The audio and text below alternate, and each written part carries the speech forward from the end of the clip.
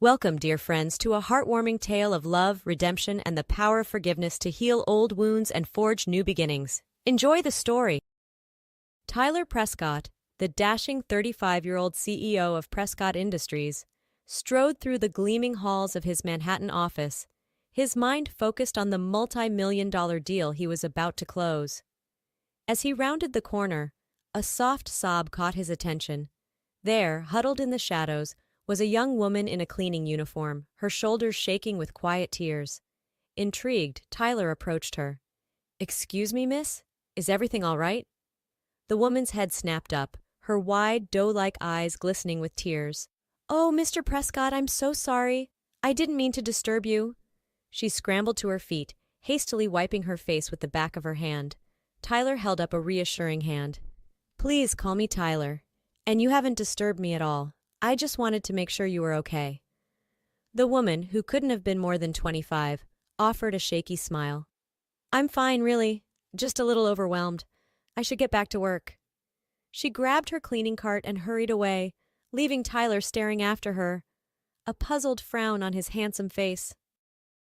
Unable to shake the image of the crying cleaning lady from his mind, Tyler summoned Mrs. Evans, the matronly supervisor, who had been with the company for over 3 decades, to his office. As she settled into the plush chair opposite his desk, Tyler leaned forward, his blue eyes intense. "Mrs. Evans, I was hoping you could tell me a bit about one of your employees. A young woman, probably in her mid-20s, with long dark hair and big brown eyes. I found her crying in the hallway earlier." Mrs. Evans's face softened with recognition. "Ah, that would be Sophia. Poor dear. She's had a rough go of it, I'm afraid." Tyler's brow furrowed with concern. "What do you mean?" Mrs. Evans sighed, stirring a splash of cream into her tea. "Well, for starters, the other girls in the cleaning crew, especially those from the sales department, are always giving her a hard time. They tease her about her clothes, her lack of makeup, you name it. But Sophia, she just takes it all in stride, never complains, just keeps her head down and works twice as hard as anyone else." "That's terrible," Tyler murmured, a flicker of anger igniting in his chest. "No one deserves to be treated like that." "I couldn't agree more," Mrs. Evans nodded. "But that's not the half of it. You see, Sophia's mother is very ill, and with Sophia being the sole breadwinner, well, let's just say they're struggling to keep up with the medical bills." Tyler leaned back in his chair, his mind racing. He knew all too well the toll a sick parent could take on a family. An idea began to take shape, a way he could help Sophia without bruising her pride. Tyler made his way down to the cleaning supply room, his heart hammering in his chest. He felt a bit ridiculous, sneaking around like a thief in his own building, but he was determined to help Sophia, even if it meant bending the rules a bit. He spotted her wallet sitting on a shelf, a battered leather thing held together with duct tape. Glancing over his shoulder to make sure he was alone, Tyler reached for it, his fingers trembling slightly as he undid the clasp. As he slipped a crisp $100 bill into the billfold, something caught his eye, a small gold cross dangling from a delicate chain. Tyler's breath caught in his throat, a flood of long-buried memories rushing back to him. It was his father's cross, the one he always wore around his neck, the one that had been missing since the day Tyler's mother died, 20 years ago. 20 years earlier. The rain lashed against the windshield as Andrew Prescott raced through the streets of New York, his knuckles white on the steering wheel. In the passenger seat, his wife Elizabeth moaned in pain, her face pale and slick with sweat. "Hang on, baby," Andrew murmured, his voice tight with fear. "We're almost there." In the back seat, 10-year-old Tyler huddled against the door, his eyes wide with terror. He'd never seen his mother so sick before, never heard his father so scared. Suddenly, a car swerved in front of them, its taillights flashing red in the gloom. Andrew cursed, jerking the wheel to the side. But it was too late. The sickening crunch of metal filled the air as their car slammed into the other vehicle, sending it spinning off the road. Tyler screamed as their car skidded to a halt, smoke billowing from the hood. Through the cracked windshield, he could see the other car, crumpled against a tree, a woman trapped inside, her face streaked with blood. Mommy! A little girl's voice cried out, high and panicked. Tyler watched in horror as the child, no older than himself, was thrown from the wreckage, her small body landing in a crumpled heap on the side of the road. Andrew was already out of the car, running towards the woman. She reached for him through the shattered window, her fingers clutching at his cross necklace. "Please," she rasped, her voice thick with pain. "My daughter. Help her." But Andrew was already backing away, his face a mask of anguish. "I'm sorry," he choked out. "My wife. I have to get her to the hospital." He turned and ran back to their car, leaving the woman and her daughter behind as he sped off into the night. In the back seat, Tyler huddled into himself, hot tears sliding down his cheeks as he tried to block out the sound of the little girl's screams. They made it to the hospital, but it was too late. Elizabeth Prescott died that night, leaving her husband and son shattered in the wake of their grief. And though they never spoke of it, the guilt of what they'd done, of the lives they'd destroyed, haunted them every day since. Tyler's hand shook as he replaced Sophia's wallet, his mind reeling with the revelation. All these years, he'd tried to bury the memory of that awful night, to convince himself that it had all been a terrible dream. But now, with the proof of his father's sin dangling before him, he couldn't hide from the truth any longer. He was just about to slip out of the supply room when a soft gasp made him spin around. There, in the doorway, stood Sophia, her eyes wide with shock and confusion. "Mr. Prescott? What are you doing with my wallet?" Tyler's mouth went dry, his tongue feeling like sandpaper in his mouth. I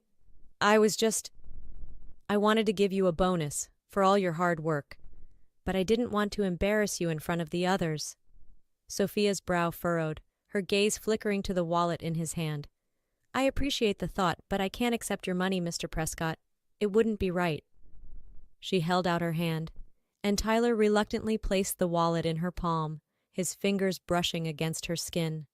A jolt of electricity seemed to pass between them, and for a moment they just stared at each other, the air thick with unspoken tension. Then Sophia cleared her throat, breaking the spell. "I should get back to work. Thank you, though, for the offer." She turned and walked away, leaving Tyler standing there, his heart hammering in his chest. He knew he should let it go, should forget about the cross and the horrible secret it represented. But he couldn't. He had to know the truth, had to confront his father, and finally lay the ghosts of the past to rest.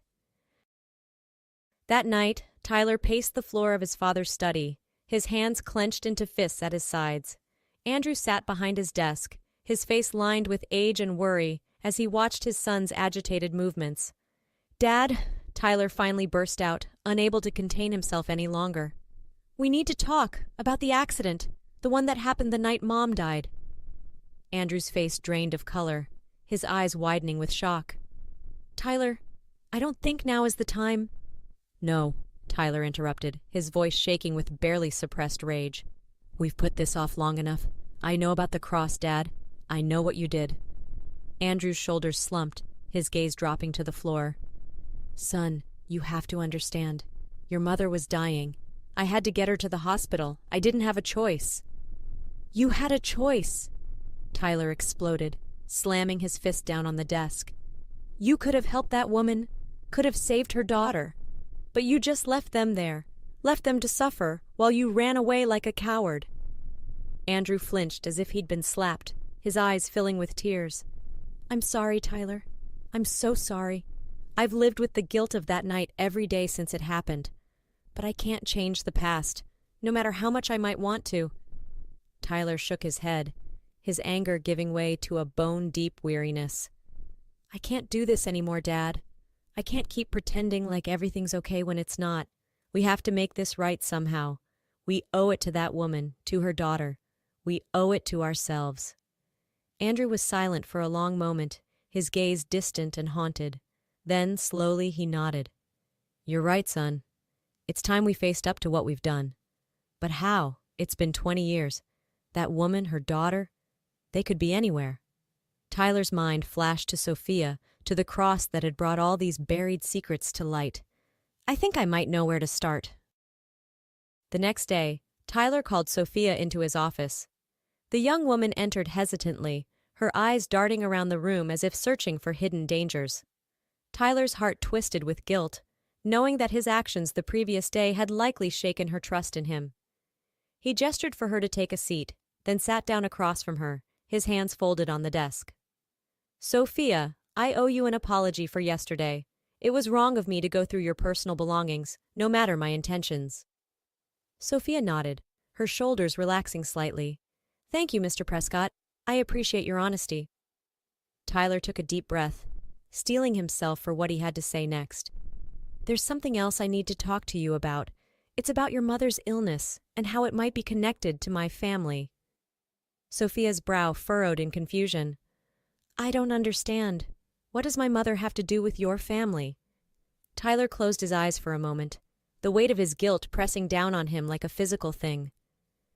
20 years ago, the night my mother died, my father and I were involved in a car accident.